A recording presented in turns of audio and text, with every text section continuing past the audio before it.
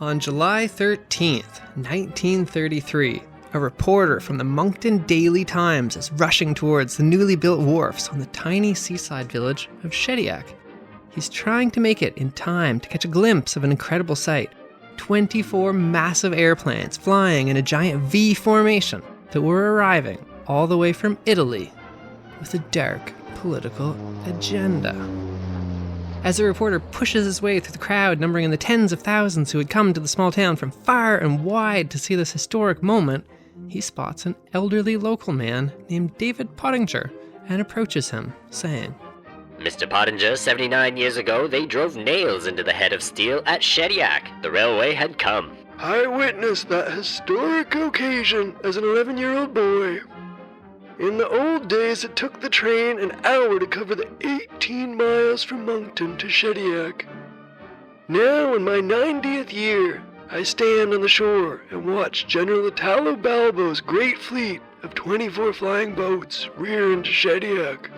The leader of that historic flight, General Italo Balbo, was a man the Moncton Transcript newspaper described as handsome, energetic, and personable, with a youthful countenance wreathed in smiles, who spoke with a curious lisp. The newspaper, however, also alluded to dark deeds he had committed. Mr. Pottinger, as you stand here on the shore looking at the great Italian Air Armada, what are your thoughts? Pretty smart. You're listening to Backyard History, the hidden stories that happened in your own backyard, the podcast version of the weekly history column running in newspapers across the Maritimes, with your host and author, Andrew McLean.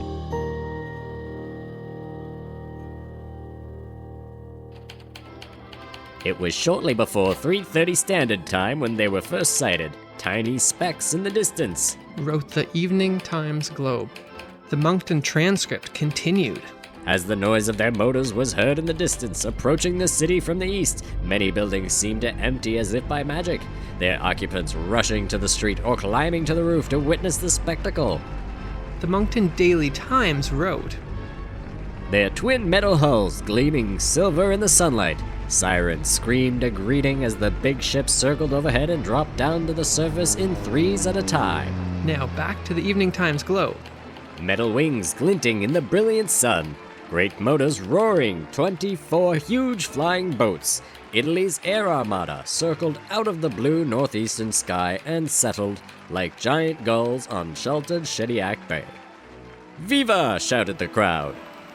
In the early 1930s, the public was fascinated by flying. Airplanes were still new. The first ever flight had only taken place 30 years earlier. And now planes were flying all the way across the Atlantic Ocean. However, in 1933, flying all the way across the Atlantic Ocean was rare and extremely risky.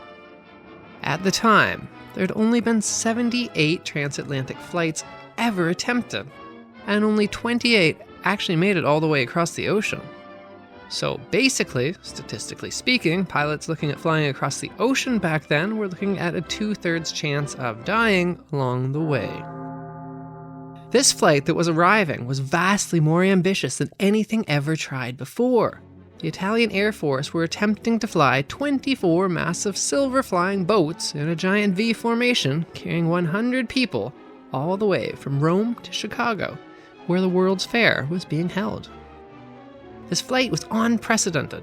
Nothing like it had ever been seen before in all of human history, anywhere, ever. And they were stopping in this little Atlantic Canadian seaside resort town of Shediac, which was home to only 2,000 people. The whole world was following the historic flight. The Daily Times noted, a microphone from the Canadian Broadcasting Commission carried the voices of the speakers through a Dominion-wide hookup to the great radio audience of Canada. Meanwhile, there were some 20 cameramen from newsreels, which means basically video cameras, who were jockeying for the best position to film the Italian Air Armada's arrival. They would get their film as quickly as possible and then rush off to the airport where private planes were waiting to take them to the big American cities like New York City, Chicago, Boston, and Philadelphia, where they would try to be the first ones to publish the valuable footage. You can see plenty of these photos of the Italian Air Armada and Shediac on my website, backyardhistory.ca. The Evening Times Globe noted that Every newspaper and newspaper service were on edge waiting for the stories from Shediac that will bring its name into front pages. Newspapermen from Canada and the United States made the typewriters hum in Shediac as upwards of 30,000 words of copy were dispatched from here by the Canadian National Telegraphs. that newspaper would later publish a correction saying that it had actually been 50,000 words that the reporters had telegraphed to their editors from Shediac on that day. But why were all these planes going to Little Shediac, of all places? Well, Shediac was ideal for the flying boats to stop in to refuel and rest, because the land surrounding it was low, there was no current, it was sheltered, and the tides were predictable. The little town boasted 2 modern wharves, electricity, and telephone lines, as well as a nearby railway. For months, Italian soldiers had been in Shediac, preparing for the flight's arrival. They'd rented warehouses, office space, and imported thousands and thousands of liters of gas. They renovated the town's wharves, and they hired local people to make 2,200-pound anchors for the seaplanes. They even built a massive wireless station at the foot of Pleasant Street, a street which would soon be renamed Balbo Avenue in honor of the Italian Air Armada's leader. It would later be renamed back to Pleasant Street 6 years after Canada and Italy went to war. But all of that was in the future. On this day, the Canadians were rolling out the proverbial red carpet for the Italians. The Evening Times Globe newspaper said that The scene was a brilliant one. Shediac gaily decked out for the occasion with flags and fluttering pennants, red, white, and green, the Italian colors. there were 100 people aboard the Italian Air Armada. They had spent the last 2 years preparing for the voyage. Each person on the flight had studied math, physics, aerodynamics, thermodynamics, navigation, and English. They'd spent winter in the mountains to learn survival skills in case of an emergency landing in the Atlantic. At 4:15 in the morning of June the 30th, they took off in Italy, flying over the Alps from Orbitello to Amsterdam. The next day, the seaplanes took off from Amsterdam to Derry, and then onwards to Reykjavik. On the way to Iceland, they had encountered heavy fog, and they tried to go under it, flying only 30 meters above the waves of the icy Atlantic. Thousands of people had awaited them when they landed in Iceland, as well as the international press, keeping the public from all over the world updated on their progress. And then, for 6 days, they waited in Reykjavik for a bunch of bad weather to pass.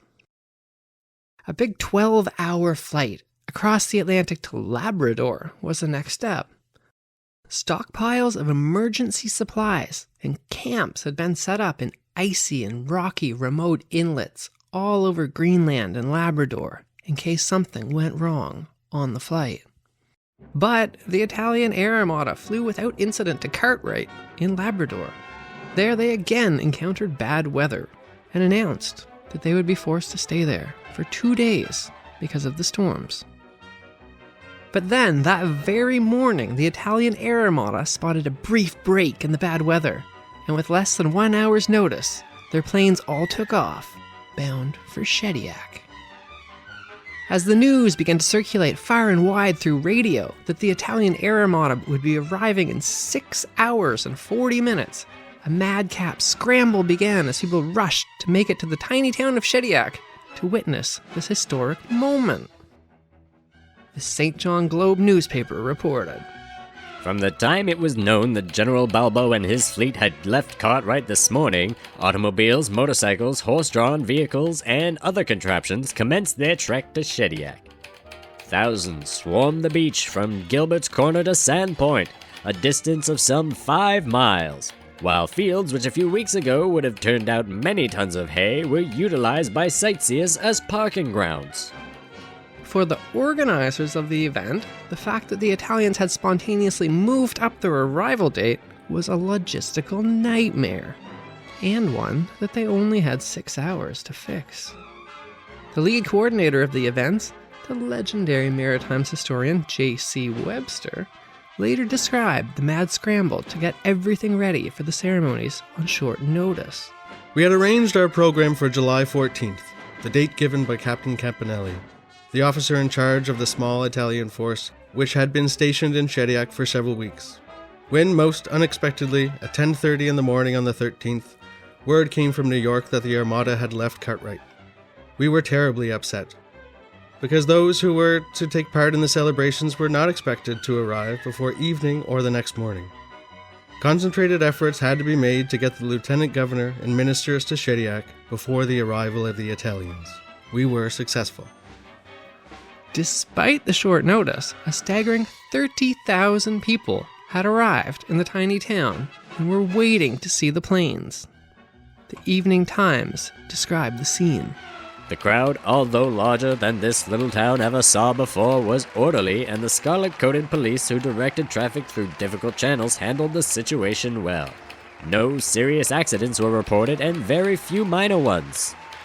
That newspaper described the moment when General Italo Balbo appeared for the first time. Not only was he the leader of the flight, who was not only the Italian Minister of Aviation, and at 37, the youngest cabinet minister in that country's government, but he was also the second in command of Benito Mussolini's Fascist Italy. Finishing the hazardous Atlantic stretches of this epic mass flight and setting foot on Canadian soil for the first time, General Italo Balbo, Italy's smiling, bearded air envoy, stepped out of the cabin of his plane showing no sign of fatigue or strain. His natty gray-blue uniform had not a wrinkle on it, his gold braid shone. His black shoes glistened, and in his hand he carried a light cane and a pair of gloves. "Viva!" shouted the crowd as General Balbo, General Aldo Pellegrini, and Lieutenant Colonel Longo came ashore in a launch from the Canadian destroyer Saguenay. General Italo Balbo was a pilot himself, with a particular flair for the dramatic, both in his personality and his flashy fashion choices. He had taken control of the Italian Air Force in 1928, and he was already a household name for a risky flight that he'd done earlier when he'd flown from Europe to Brazil. However, the Moncton transcript wasn't exaggerating when they had mentioned dark deeds he had committed. Today we tend to associate fascism with the Nazis in Germany, but by July of 1933, when the Italian Air Armada was coming to town, the Nazis were just mere newcomers to fascism. They'd only come to power 6 months earlier. The Nazis looked up to and idolized the man in the country that had invented fascism, Benito Mussolini, whose title was Il Duce, meaning the leader of Italy. Mussolini had in 1919 single-handedly developed the ideology of fascism, which is a darkly authoritarian and nationalistic philosophy, which he basically invented from scratch.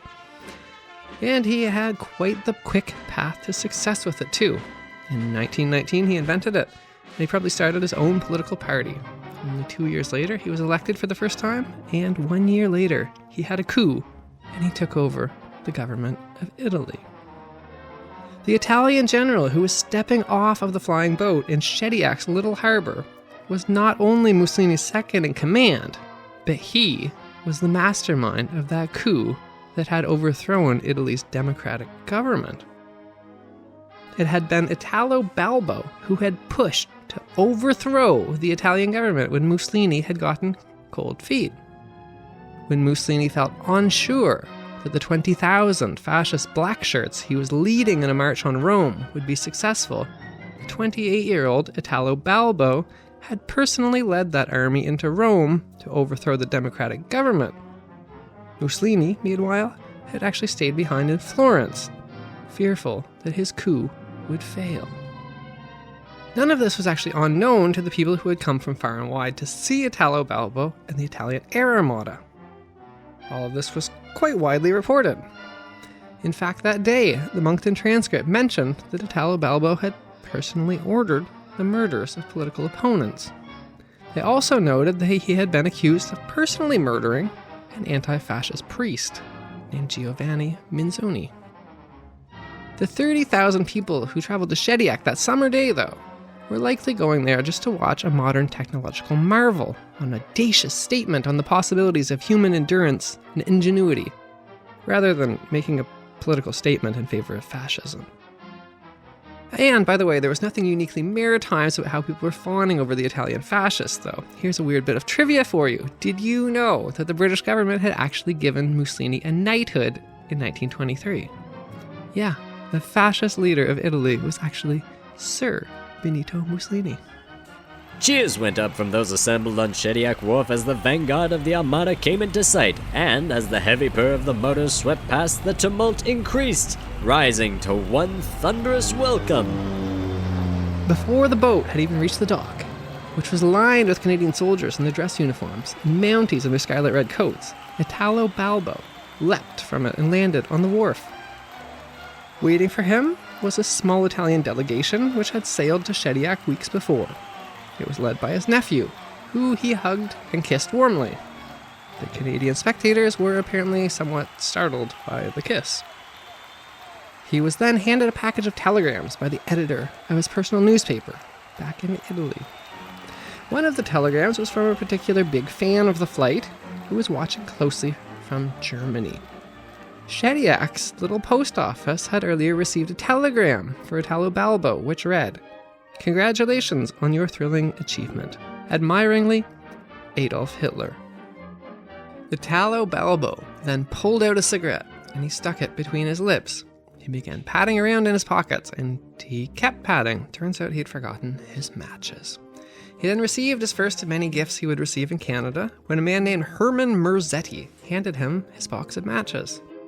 Merzetti had actually been born and raised in Italy himself and had immigrated to St. John 22 years earlier. He'd risen to become a successful merchant in that city, like many Italian immigrants had. But he was actually there that day not to see the Armada, but was because he'd been hired by the local newspapers to act as an interpreter. As he lit a cigarette, the reporters pressed forward to ask questions. It quickly became apparent that the general, who famously portrayed himself as strongman Italo Balbo, was in fact actually pretty awkward. For example, the Evening Times Globe wrote, On the wharf, General Balbo briefly answered questions which eager newspapermen plied him through interpreters. From their musical Italian conversation, accompanied by gesticulating, the interpreters picked such meager phrases as, "The water was good for landing," "We had a fine trip," "There was no trouble at all," "There was some fog over the North Cape," "The scenery was fine," "I am glad to be in Canada," "I want to rest," and "I'm here to fly, not anything else." As he spoke, falteringly, General Balbo, conqueror of the air trails and idol of Italy, seemed shy. Throughout the reception, he endeavored to shift out of the focus. He didn't have much luck in his efforts to squirm out of focus, though. He marched past a group of saluting Canadian soldiers, and then he returned their salute, and then he seemed a bit confused. According to the Evening Times Globe, a bystander pointed to a small footbridge over a ditch that he was supposed to cross to continue onwards to the main reception in the center of town. The Italian general then lost his balance and began to fall towards the ditch. At the last minute, he caught himself and he hopped over the ditch to avoid falling in, and the newspaper wrote that he sheepishly gave an embarrassed grin to the watching crowd. It seemed the infamous Italian strongman was somewhat more awkward in real life than his carefully cultivated media persona made him out to be. The Evening Times Globe described the scene. Tonight, thousands of additional autos and persons swelled the number to visit this town today to upwards of 25,000. And as darkness drew on the thousands of colored lights about the street, the square, the hotels, buildings, and private residences gave a real carnival appearance and drew many complimentary remarks from the visitors. Shediac may feel proud of her welcome. The Italians landed and will land in bigger centers, but it is doubtful that they will receive any more elaborate reception than given them by this enterprising town of some 2,000 people. The local people did try to give the Italians a warm welcome, But the foreign reporters that came to witness the spectacle were amused to find that while the locals had made many handmade signs featuring greetings in Italian, their spelling of the Italian words was often not really all that close to being accurate. One that made a photograph read "Benvenuti." They were given the royal salute by the Rangers Honor Guard and marched to the Shediac Square, which was adorned with British and Italian flags. There, a pavilion built outside of the Shediac Hotel hosted speeches paying tribute to the daring pilots and their feats of technology. The mayor, Alphonse Sormany, gave a speech in French. New Brunswick is Canada's only bilingual province, so this does make sense. It was quite the flowery speech. The mayor said, "More than 20 centuries ago, born of intrepid legions of intrepid emperors, the Roman eagle soared over the known world. Today, your mechanical eagles, very modern and gigantic, built by engineers to whom the science of aviation hold no secrets, have made a conquest of the New World, a world unknown to your ancestors, but which some of your compatriots, Christopher Columbus and Janos Verrazano, discovered." Listeners may recall from the Backyard History podcast episode called The Lost Colony that the very eccentric and frankly rather strange explorer Janos Verrazano was one of the first Europeans to ever visit the Maritimes hundreds of years before. And he had accidentally given the Bay of Fundy the name it has today through a really very complicated mix-up. The next speech was from the Lieutenant Governor, H.H. McLean, who is definitely no relation to me. I definitely don't have any wealthy and powerful officials in my family tree. The governor's speech was perhaps a little uncomfortably too pro-Mussolini of a speech. He declared, "I regard Mussolini as one of the great leaders of the world." He went on to quote Mussolini at length, and it emerged that the lieutenant governor saw him as a global peacemaker. He credited Mussolini as the force behind the international diplomacy called the Four Powers Agreement. His speech included the following lines, which would soon become darkly ironic. "The treaty signed at Roosevelt lies in the affirmation of a peace pledge among the four major European powers to consult and work in unison to overcome their difficulties. The pact offers a fair prospect of 10 years wherein the great experiment of disarmament may be tried without much fear, and it is hoped that nations will discover that war is not necessary." Next, New Brunswick's premier spoke. The premier was then Leonard Tilley, not his famous father, Sir Samuel Leonard Tilley, but this is the son who was only a premier briefly and is largely forgotten. Arguably, the only thing of any interest he did in his short time as premier was this speech. And much to everyone in the audience's astonishment, he delivered it in Italian. We're not talking a few opening words in Italian either, but the whole speech. The newspapers reported that the Italians were surprised but impressed by this, and the local people, though, were also surprised, but rather confused. Italo Balbo spoke too, rather briefly, and also in Italian, although in his case it makes a bit more sense than the Premier of New Brunswick delivering his whole speech in Italian. He largely paid tribute to Mussolini in an almost religious way, saying things like, "It is through his courage, his initiative, his ability that Italy becomes a greater power." The federal government, for its part, deliberately snubbed the whole affair. In fact, Prime Minister William Loynes Mackenzie King, who is the guy on Canada's $50 bill today, didn't even issue a perfunctory congratulatory statement to the Italians. After the speeches were over, the Canadian military band played the national anthem, and then they played the fascist hymn.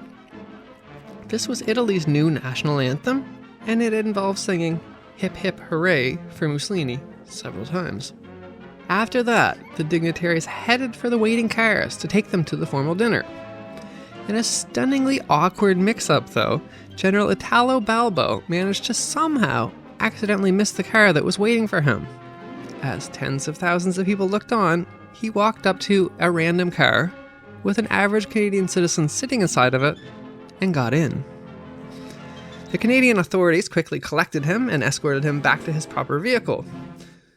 Unfortunately, there don't seem to be any interviews with the person whose car the second in command of Fascist Italy accidentally got into, but presumably they were pretty surprised. The leaders of the Italian Air Armada, along with several other high-profile dignitaries, were then taken to the home of J.C. Webster, one of the finest historians New Brunswick ever produced. He hosted a dinner party that evening to celebrate the successful flight in his massive mansion in Shediac. It was attended by prominent officials from the RCMP and from the Canadian Army, as well as politicians and dignitaries, some of whom had traveled all the way from the United States. Apparently there was a lot more money and respect for historians back then than there is today, because believe it or not, I have not actually been asked once to host a single visiting dignitary in my tiny little one-bedroom apartment. According to the CBC's Maritime Comment radio show from April 17th, 1950, Marshal Balbo in his immaculate white uniform was taken to the Webster residence where he was greeted by a salute from a tiny 18th century cannon. A historical relic which Dr. Webster kept on his lawn for such outstanding visitors. Balbo was startled but flattered and delighted. Just before he passed away, nearly 2 decades after these events, J.C. Webster wrote a short autobiography of his very eventful life. He privately published only a handful of these books, and he gave them away to his family members. I managed to track down and get my hands on one of these copies, with some difficulty. In it, J.C. Webster revealed that he had been the force that had pushed for the events to be held in Shediac. While in Ottawa, I had secured the promise of the Dominion government to hold the official welcome in Shediac instead of Montreal. Thereafter, I had a busy time in coordinating the activities of the Dominion, province, and town, and work was energetically carried out by them. Finally, all was ready. The Armada arrived in the latter part of the afternoon of the 13th. The 24 huge planes descending and taking their places at the anchorages prepared for them by Captain Campanelli and his men. This wonderful performance was witnessed by many people from many places, who had hastened to Shediac in the course of a few hours. General Balbo, Colonels Longo and Cagna were our guests, and we had dinner for them in the evening. At J.C. Webster's dinner party celebrating the Italian aviators, the menu was tomato soup, lobster, chicken salad, fruit, tea, and coffee. Italo Balbo and his top officers would spend the night sleeping in Webster's mansion. I don't want to leave you the impression that J.C. Webster was a fascist sympathizer, though. He was the social elite of Shediac and owned a big mansion and held these grand and famously lavish parties that were widely covered by the press. If having all of these aviators in his home bothered Webster at all, it likely would have been not for political reasons, but for some really painful personal ones. His oldest son, Johnny, who was a well-known and daring stunt pilot, only 2 years earlier died competing in a flying contest in Montreal when his plane crashed. Fascism would actually cost the Webster family dearly. J.C. Webster's only daughter, Janet, would later die in a Nazi concentration camp. Meanwhile, the Webster's youngest son, Bill, would secretly become a high-level official working on the Manhattan Project that developed the nuclear bomb. He was horrified when he learned the sheer destructiveness of that bomb that he had helped create, and he would quit the project in protest, return to Shediac, and become something of an enigmatic recluse. Actually, I really should do a future episode on the Websters, who are an immensely fascinating but deeply tragic family. So you can look out for that episode in the future. So why all of the support for fascism anyways? Basically, to really simplify things, it was just a question of public relations, or marketing. Mussolini and the fascists in general were really good at using this brand new mass media with their focus on short, catchy quotes and great images to portray themselves in the way that they wanted. They also lied about the accomplishments they didn't necessarily do.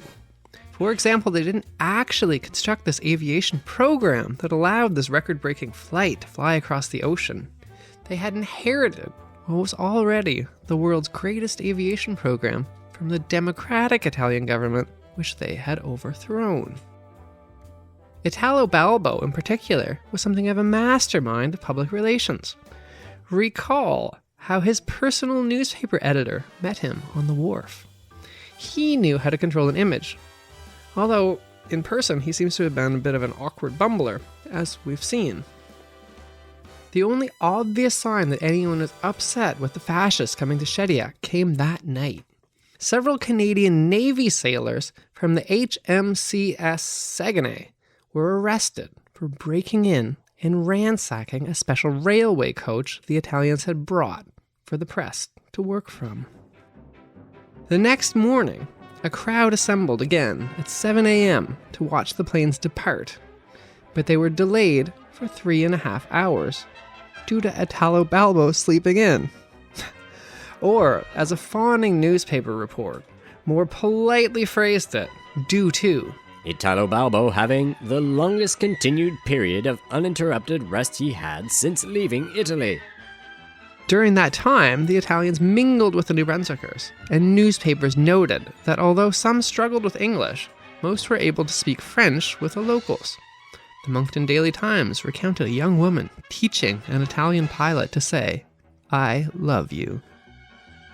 From there, Italo Balbo's Air Armada flew to Montreal and then onwards to Chicago, where a crowd of 100,000 people watched their arrival. They were lavish with praise and gifts in the United States. Balbo had streets named after him. He dined with the president. He spoke to an adoring sold-out crowd at Madison Square Garden. A ticker tape parade was held from him down the streets of New York City, which an estimated 1 million people showed up to watch. All of this adulation wouldn't exactly help Italo Balbo's career, though. Upon his return to Italy, he found that Mussolini had become suspicious and jealous of his international fame. Suspecting that his longtime second-in-command to him had become a threat, Mussolini sent him away from the capital to the Italian colony of Libya, where he would be out of the way. Italo Balbo would be killed in Libya in 1940 during the Second World War by his own Italian anti-aircraft gunners, who mistook his plane for a British fighter. When the nearby British pilots who were fighting against the Italians heard of his unexpected death, they thought back to that historic flight that he had made across the Atlantic Ocean 7 years earlier. British fighter pilots flew over the charred remains of the wreckage of the aircraft General Italo Balbo had died on and dropped a single funeral wreath from their planes. Attached to it was a note paying tribute to his contributions to aviation. That was Backyard History with your host, Andrew McLean. Thanks for listening, and stay tuned for another hidden story that happened in your own backyard.